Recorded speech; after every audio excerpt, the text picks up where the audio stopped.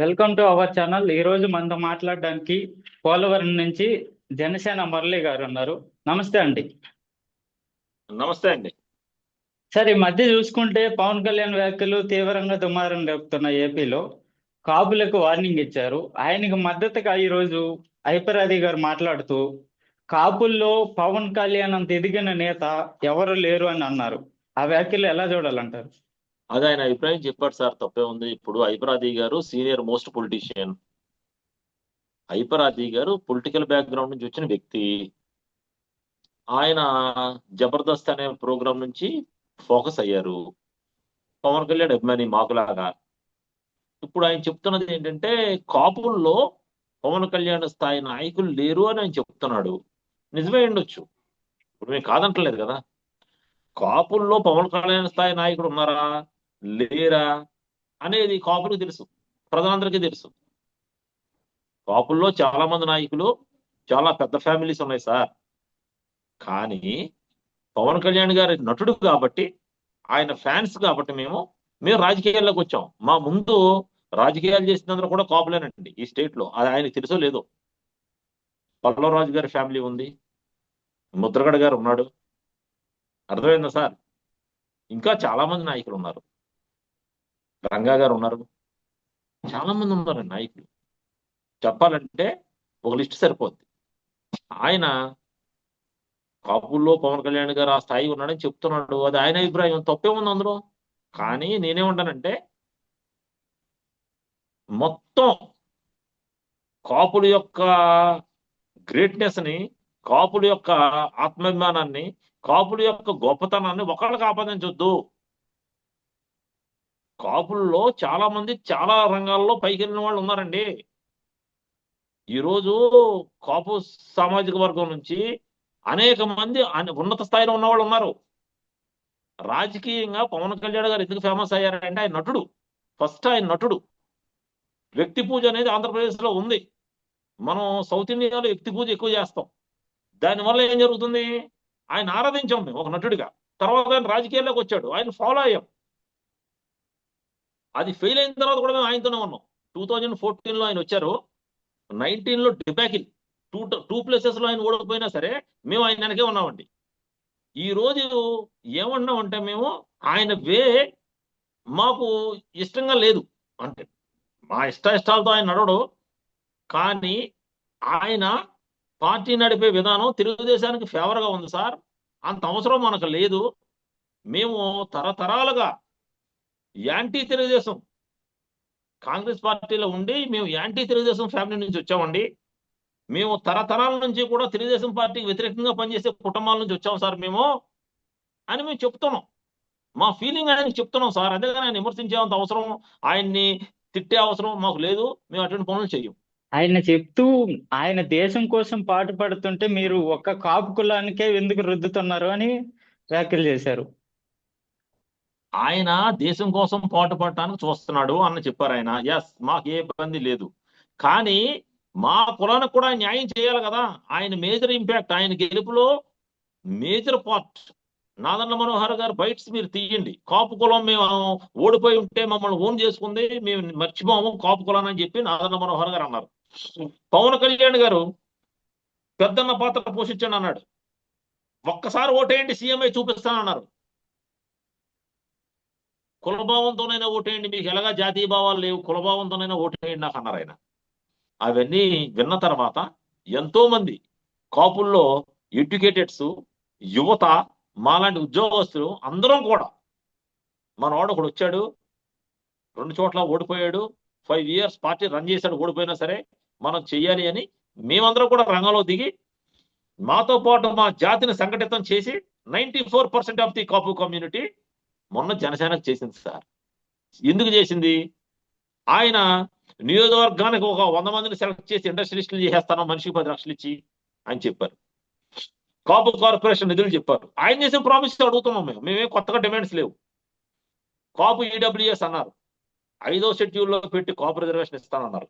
మరి ఈ రోజు పవన్ కళ్యాణ్ గారు ఇచ్చిన ప్రామిసులు అడిగితే మమ్మల్ని వైసీపీ కోవర్ట్ల కింద, పేటీఎం బ్యాచ్ల కింద ముద్ర వేసి సోషల్ మీడియాలో తిడుతున్నారు సార్. మేమేమన్నా మా సులాభం కోసం అడిగామా సార్? పోనీ మేమేమన్నా పదవుల కోసం పోగులాడామా సార్? గుర్తింపు కోసం ఏమన్నా పోగులాడామా సార్? పవన్ కళ్యాణ్ గారితో ఫోటో తప్ప ఏమీ ఆశించడం వల్ల సార్ మేము మాలాంటి లక్షలాది మంది యాక్టివిస్టులు సోషల్ మీడియాలో పోరాడితేనే సార్ జనసేన పార్టీ నిలబడింది. అంతే తప్ప తెలుగుదేశం కోవట్లతోనో తెలుగుదేశంతో లాలుచి పడిపోయిన వ్యక్తులతోనో ఇప్పుడు నాయకులుగా చలామణి అవుతున్న పవర్ బ్రోకర్లతోనో జనసేన నడవలేదు సార్. జనసేన కష్టపడిన కార్యకర్తలతో నడిచింది సార్. మేము ఏమంటామంటే ఆయన ఇచ్చిన ప్రామిస్ నైనా నిలబెట్టండి సార్. మీరు కాపు కార్పొరేషన్ నిధులు ఇవ్వండి సార్. కాపు నేస్తం ఇవ్వండి సార్. మీరు ఎన్టీఆర్ విగ్రహాన్ని 1750 కోట్లు జీవో ఇస్తుంటే కాపు కార్పొరేషన్ నిధులు ఎందుకు రావు సార్? అది అడిగినందుకు నన్ను తిడుతున్నారు. అది నా బాధ. ప్రామిస్ చేసిన దానికి నిధులు లేవు, మీకు మాత్రం ఎన్టీఆర్ విగ్రహం కట్టేస్తారు. ఏంటి సార్ ఇది? ఇది ఏమన్నా న్యాయమా చెప్పండి. ఇప్పుడు నేను అడుగుతున్న దాంట్లో తప్పు ఉంటే అడగండి sir. Pride of Telugu, pride of Telugu అంటే ఎవరో? ప్రైడ్ ఆఫ్ తెలుగు అంటే దానికి ఒక స్ట్రక్చర్ ఉండాలి కదా. ప్రైడ్ ఆఫ్ తెలుగు అని ఎన్టీఆర్ విగ్రహం కట్టేస్తారా మీరు? చెప్పండి, ఇది న్యాయమా? అడిగితే మా మీద లేని బురద చల్లుతున్నారు. మీరు ప్రశ్నించొద్దు, ప్రశ్నిస్తే పార్టీలో అవసరం లేదు.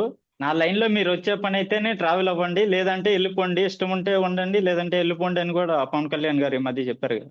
చాలా కరెక్ట్ గా చెప్పాడండి ఆయన. ఇండియాలో 623 పార్టీలు రిజిస్ట్రేషన్ అయి ఉన్నాయి సార్.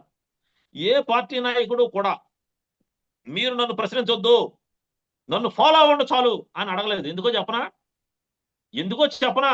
ఈయన దగ్గర సమాధానం లేదు. ఈయన ఈ రోజు చెప్పిన మాట మీద రేపు నిలబడ్డాం. ఈయన జనసేన పార్టీ టోటల్ గా చంద్రబాబు నాయుడికి సరెండర్ అయిపోయింది, కబ్జా అయిపోయింది. జనసేన పార్టీలో మనం పవన్ కళ్యాణ్ నాయకుడైనా ఆయన దగ్గర మనం పనిచేస్తున్నాం, కానీ ఆయన చంద్రబాబు నాయుడు దగ్గర పనిచేస్తున్నాడు. అది అందరూ తెలుసుకోండి. జనసేనలో ఉన్న నాయకులు కార్యకర్తలు అందరూ తెలుసుకుని వాళ్ళు రాజకీయాల్లో ఉండాలనుకున్న వాళ్ళు ఫాలో అయిపోండి. లేదు మాకులాగా ఆత్మగౌరవం ఉందనుకోండి, సైలెంట్ అయిపోండి బాబు. మనకు ఫ్యామిలీస్ ఉన్నాయి, మనకు బాధ్యతలు ఉన్నాయి, పిల్లల్ని చదివించుకోండి. ఆర్థికంగా మనం అభివృద్ధి చెందడానికి ట్రై చేయండి. మన వర్క్లు మనం చేసుకుందాం. రేపు ఎలక్షన్ వచ్చినప్పుడు మనకు ఏ పార్టీ లాభం చేకూరుద్దో, ఏ పార్టీ వల్ల మనం ఆర్థిక అభివృద్ధి చెందుతామో చూసుకుని అప్పుడు మన స్టెప్స్ మనం తీసుకుందాం. ఈ రాజకీయాలు మనకు తమ్ముడు అనవసరంగా నష్టపోవద్దు.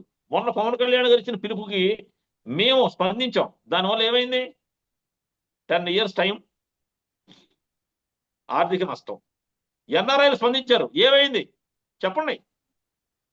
ఆయన ఒక పార్టీ పెట్టేసి నేను నష్టం వచ్చి డ్రైవ్ చేసేస్తానంటే ఎంతమంది ముడిపడం సార్? ఇది పార్టీ అనేది మామూలు విషయమా? ఆయన సింపుల్ గా తీసుకుంటున్నాడు. ఆయన సాటిస్ఫై అయిపోయాడు, నాకు డిప్యూటీ సీఎం ఇచ్చారు చాలు అనుకుంటాడు ఆయన. మేమేమనుకున్నాం? పవర్ షేరింగ్ వస్తుంది. పవర్ షేరింగ్ అంటే 2 ఉన్నాయి. డిప్యూటీ సీఎం ఆయన వ్యూహం అయితే ఓకే, వెల్ అండ్ గుడ్, ఆయన రీచ్ అయిపోయాడు.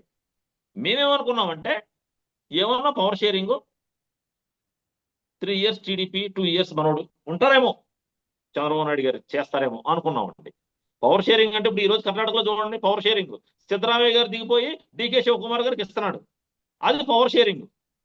అదే విధంగా ఆంధ్రప్రదేశ్లో చంద్రబాబు నాయుడు గారు కూడా పెద్ద మనసుతో ఏమైనా అవకాశం ఇచ్చి ఆయన సెంటర్కి వెళ్తారేమో, ఇక్కడ పవన్ కళ్యాణ్ గారికి ఏమైనా 2 years ఇస్తారేమో అని ఆశించాం. అది మా తప్పు అయి ఉండొచ్చు, యాక్సెప్టెడ్. అది మాదే తప్పేమో. ఆయన అనుకున్న పవన్ షేరింగ్ మేము తప్పు అర్థం చేసుకున్నామేమో. దానివల్ల ప్రాబ్లం లేదు, ఆయన విమర్శించట్లేదు. మేము తప్పుగా అర్థం చేసుకున్నాం కాబట్టి కొంచెం ఫీల్ అవుతున్నాం. ఓహో ఇలా జరిగింది, ఓకే అనుకుని సైలెంట్ అయిపోయి కీప్ వైట్, మౌనమే మా సమాధానం. మీడియాలో కూడా మా బాధను వ్యక్తపరుస్తున్నాం తప్ప మేము ఎవరిని విమర్శించట్లేదు. విమర్శించడం కూడా అంత అవసరం కూడా లేదు సార్. ఆయన కాపులు అవసరం లేదన్నాడు, నేను సీఎం అవునన్నాడు. ఎస్, క్లారిటీ ఇచ్చారు ఆయన. ఆయన అంటాం కూడా కరెక్ట్ కాదు అది సార్. చంద్రబాబుతో సమానంగా పవన్ కళ్యాణ్ పాలిస్తున్నాడండి. మరి హైదరాబాదీ గారు చెప్తున్నారు కదా, ఆ స్థాయిలో ఇప్పటి వరకు అసలు కాపులు ఎవరు లేరని కూడా చెప్తున్నారు. నిజమే అంటారా ఇది? సార్, హైప్రాది గారు అంత రాజకీయ నాలెడ్జీ నాకు లేదు. హైప్రాది గారు అంత గొప్ప వ్యక్తులు మేము కాదు. హైప్రాది గారు ఉండేది ఎక్కడండి? హైదరాబాద్. హైప్రాది గారు ఉండేది ఎక్కడ? హైదరాబాద్ లో. ఆయన విమర్శించేది ఎవరిని? ప్రొఫెసర్ నాగేశ్వరరావు గారిని. ప్రొఫెసర్ నాగేశ్వరరావు గారట వ్యాఖ్యలు వెనక్కి తీసుకుంటే తప్పు ఒప్పుకున్నట్టు అంటున్నాడు ఆయన. ఓకే కదా? గతంలో ఇదే ఎల్లో మీడియా చిరంజీవి గారు సీట్లు అమ్ముకున్నారని చెప్పింది. ఎవడన్నా వ్యాఖ్యలు వెనక్కి తీసుకున్నాడా చెప్పండి?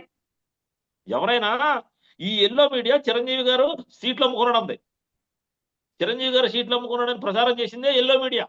దాని వెనకాల ఉన్నది ఎవరో ఈనాడు రామోజీరావు గారు. ఆ పార్టీ క్లోజ్ అయిపోయే వరకు నిద్రపోలేదు ఎవరు. పవన్ కళ్యాణ్ ప్యాకేజీ తీసుకునేది కూడా అదే మీడియా అండి. పవన్ ఇదే కళ్యాణ్ మీడియా పైన పవన్ కూడా కళ్యాణ్ దృష్టి ప్యాకేజ్ పెట్టదు. తీసుకున్నాడు అన్నారు, ప్యాకేజ్ స్టార్ అన్నారు, చంద్రబాబు నాయుడు తొత్తు అన్నారు, ఇష్టం వచ్చినట్టు రాసులు రాశారు. రాసి 2019లో పవన్ కళ్యాణ్ గ్రాఫ్ ని ఎంత డౌన్ చేయాలో అంత డౌన్ చేసింది ఎల్లో మీడియా. ఏ రోజన్నా వాళ్ళు నా తప్పు అయిపోయిందని చెప్పారా? ప్రొఫెసర్ నాగేశ్వరరావు గారు ఎడ్యుకేటెడ్, ఆయన చెప్పాడు నాకు ఇన్ఫర్మేషన్ ఒకవేళ తప్పు వచ్చి ఉంటుంటే మీరు ఫీడ్ అయ్యారేమో, ఐఎమ్ సారీ అని ఆయన చెప్పారు.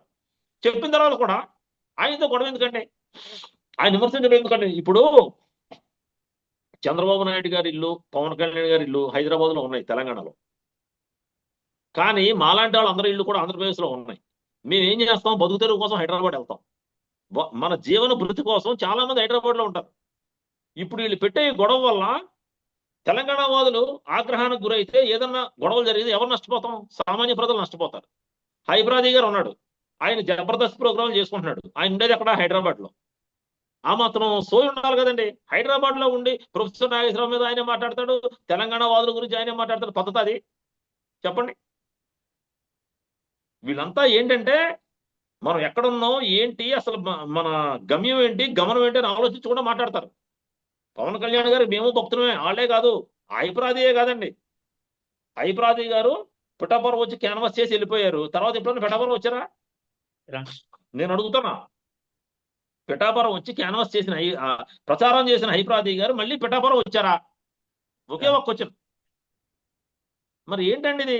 ఇప్పుడు హైదరాబాద్ లో ప్రొఫెసర్ నాగేశ్వరరావు గారి ఇష్యూ గురించి మనం మాట్లాడితే మంచిగా మాట్లాడాలి. ఎస్, ఆయన యాక్సెప్ట్ చేశాడు. పవన్ కళ్యాణ్ గారు కూడా వదిలేమన్నాడు కదా, ఆయన అరెస్ట్ చేసేయాలి. ఈ ఎల్లో మీడియా చెప్పినట్టు ఆయన మాట్లాడాలా ఏంటి? ఎందుకు మాట్లాడతారండి? మాట్లాడరు. మేమున్నాం. తెలుగుదేశం పార్టీకి ఆగర్భ శత్రువుల కుటుంబం నుంచి వచ్చాం మేము తెలుగుదేశం పార్టీకి ఎలా సరెండర్ అవుతాం సార్ చెప్పండి? మీరు చెప్పండి. తెలుగుదేశం పార్టీకి ఆగర్భ శత్రువులైనటువంటి కాపు కుటుంబాలు, కొన్ని లక్షల కుటుంబాలు మన పవన్ కళ్యాణ్ గారు చేసినాయి. ఆయన అది మర్చిపోయాడు.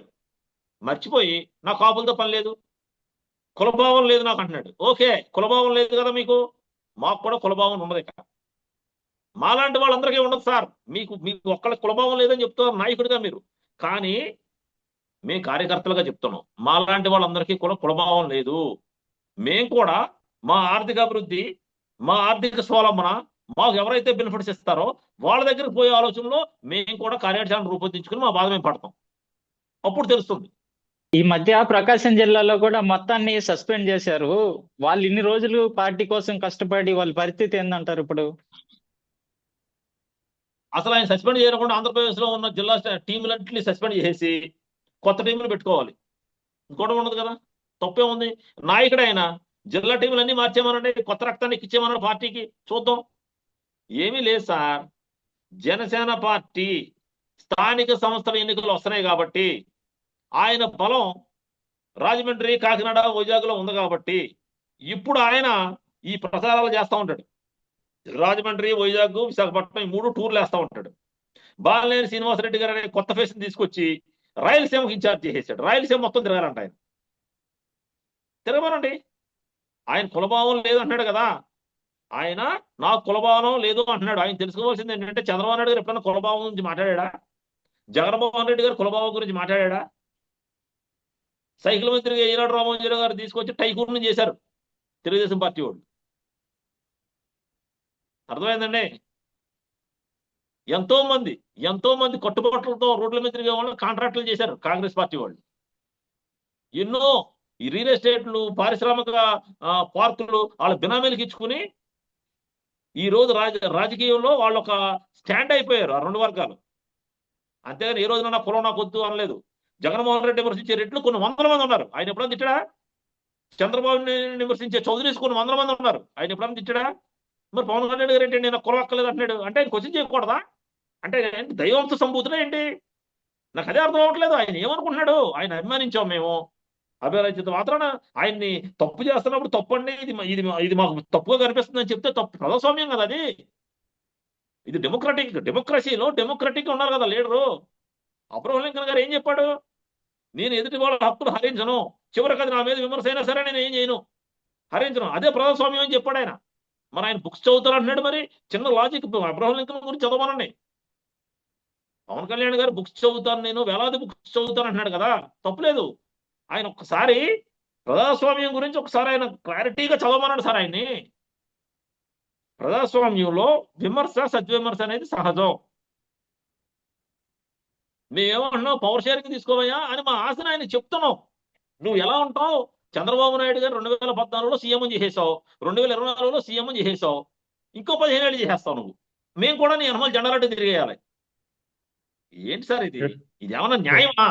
2019లో కాపులే నన్ను ఓడించారు అన్నట్టు మాట్లాడుతున్నారు కదా ఆయన. కాపులు నాకు సపోర్ట్ చేయలేదు, కాపులే నన్ను ఓడించారు అంటున్నారు. 2024లో సపోర్ట్ చేసి గెలిపించింది గుర్తులేదు, 2019లో ఓడించిందే గుర్తుందని ఈ మధ్య దాసరి రాము కూడా ఆయన ఆవేదన వ్యక్తం చేశారు ఒక ఇంటర్వ్యూలో.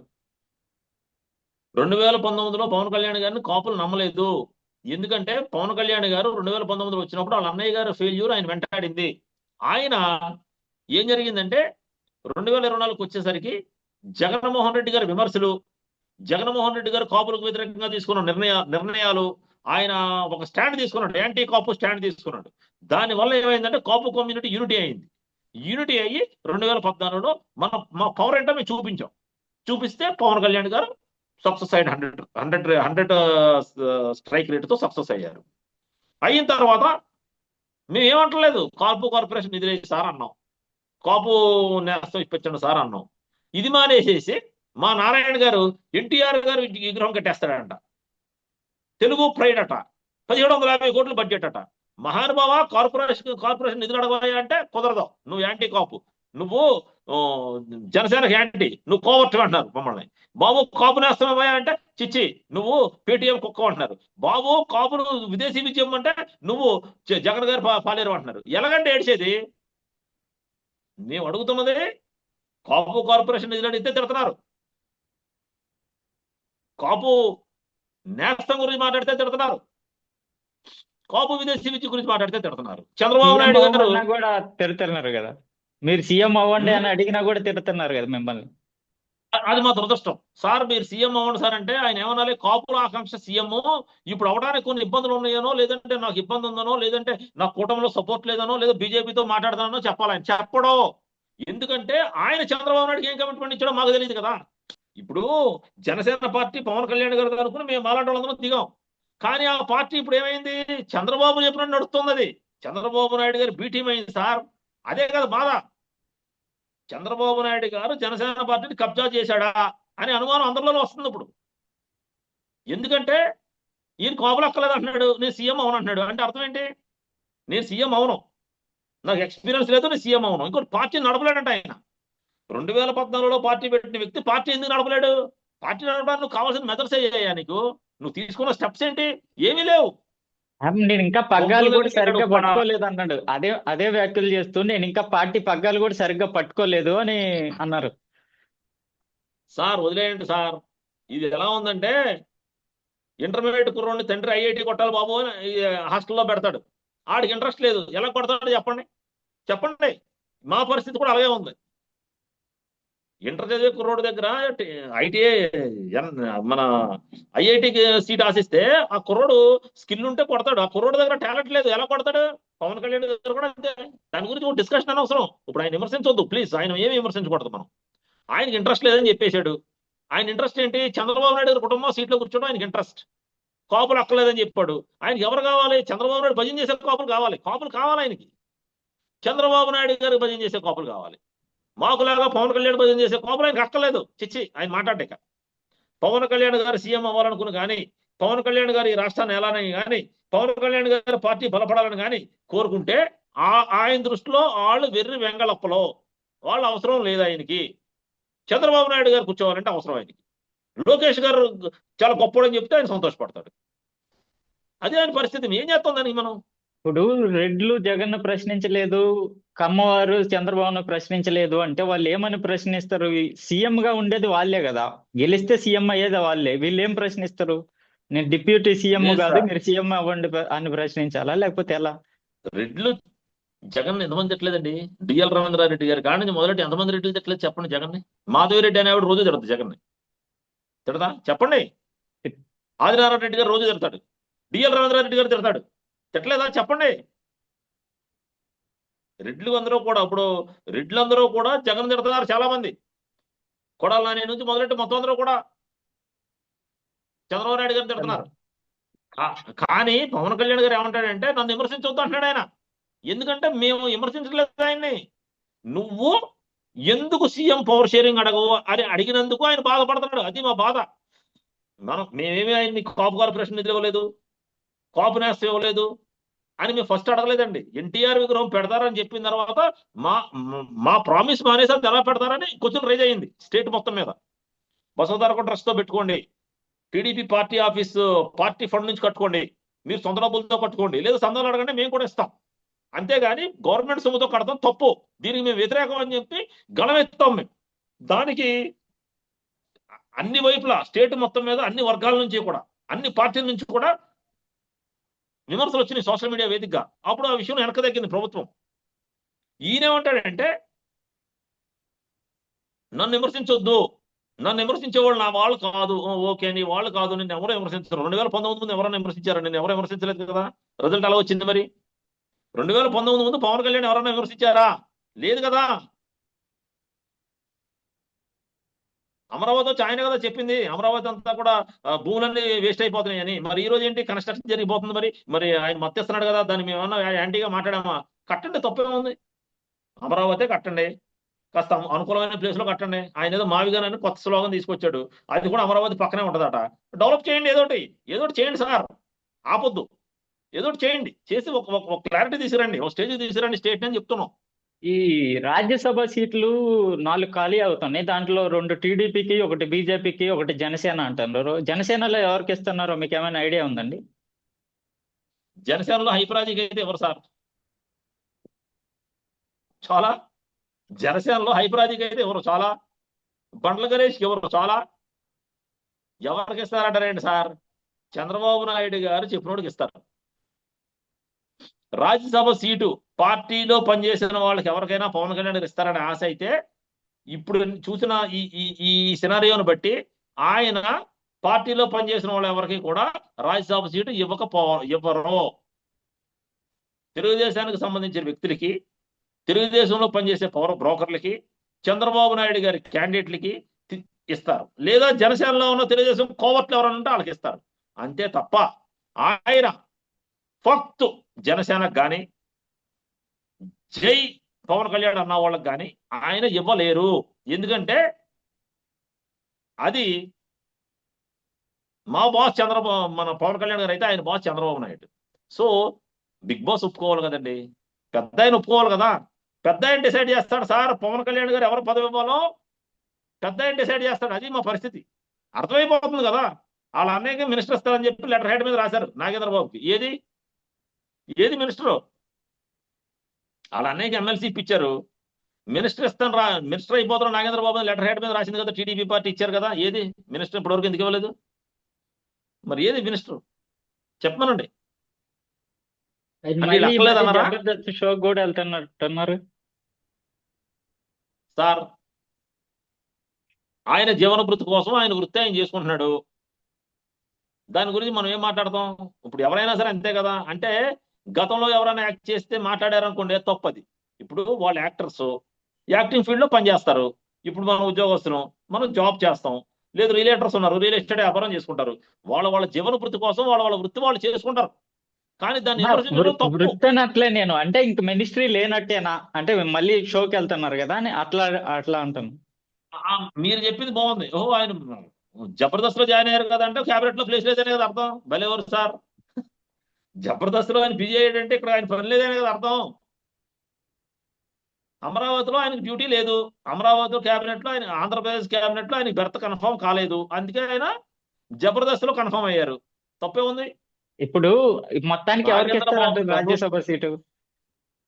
రాజ్యసభ సీటు నాకు తెలిసి 100% ప్రో తెలుగుదేశం, తెలుగుదేశానికి సంబంధించిన వ్యక్తికి కానీ, తెలుగుదేశం కోవర్ట్కి కానీ, తెలుగుదేశం పవర్ బ్రోకర్లకు కానీ, చంద్రబాబు నాయుడు క్యాండిడేట్లకు కానీ, ఈ 4 వర్గాలకే ఈ 4 క్వాలిటీస్ లో ఏదో క్వాలిటీకి రాజ్యసభ ఇస్తారు తప్ప పవన్ కళ్యాణ్ గారు మళ్ళీ భజన చేసిన వాళ్ళకి కానీ, పవన్ కళ్యాణ్ గారు గురించి పవన్ కళ్యాణ్ పార్టీ అభివృద్ధికి పనిచేసిన వాళ్ళకి కానీ, పవన్ కళ్యాణ్ గారు సీఎం అవ్వాలని కోరుకున్న వాళ్ళకి కానీ, తెలుగుదేశం పార్టీ వ్యతిరేకంగా గళమెత్తిన వాళ్ళకి కానీ, కార్యకర్తలు పట్టించుకుని మాట్లాడిన వాళ్ళకి కానీ దేర్ ఇస్ నో ప్లేస్, అసలు అవకాశం ఉండదని అందరికీ తెలుసు.